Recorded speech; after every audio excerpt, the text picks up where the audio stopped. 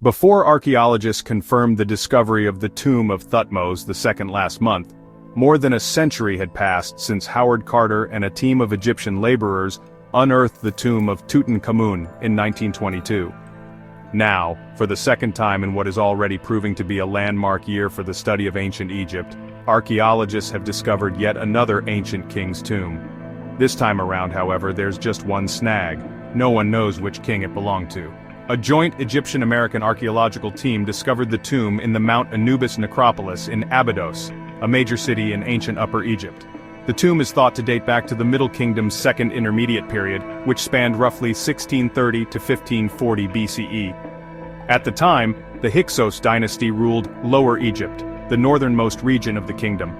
The Hyksos is a Greek term for rulers of foreign lands, came from Western Asia, bringing with them major cultural and technological contributions, such as the horse and chariot.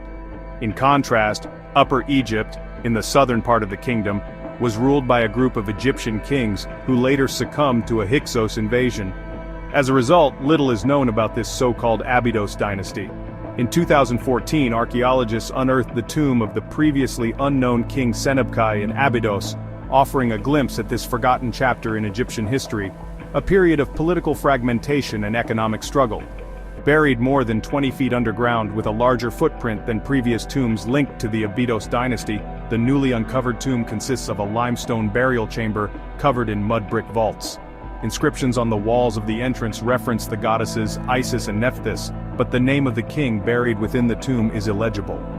The king's name was originally recorded in painted scenes on plastered brickwork that decorated the underground entrance to the limestone burial chamber. However, the hieroglyphic texts were damaged by ancient tomb robbers, and not enough survived to read the king's name.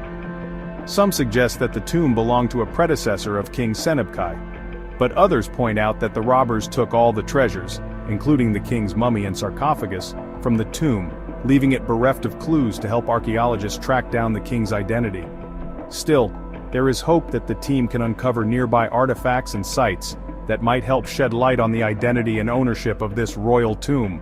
The tomb of the unknown pharaoh is just one of two major recent finds in the Sohag Governorate.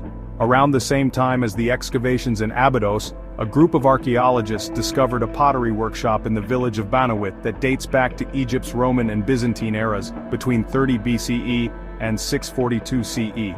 The workshop consisted of multiple kilns, storage areas, and 32 ostraca, or pottery shards, with commercial transactions written in Greek and Demotic scripts. Preliminary studies suggest the pottery workshop was in use during the Byzantine era, but was repurposed during the 7th century CE as a cemetery. Mud brick tombs containing mummies and skeletons of different ages, including a child in a fabric cap and the skull of a woman in her 30s, suggest the site was used for family burials, possibly until the 14th century. Wheat roots and seeds from palms and barley found alongside the bodies offer glimpses of the agricultural history and funereal practices of the Sohag region. These finds give limited evidence about the region and its rulers. This discovery of the tomb is highly significant, but there is much work left to be done.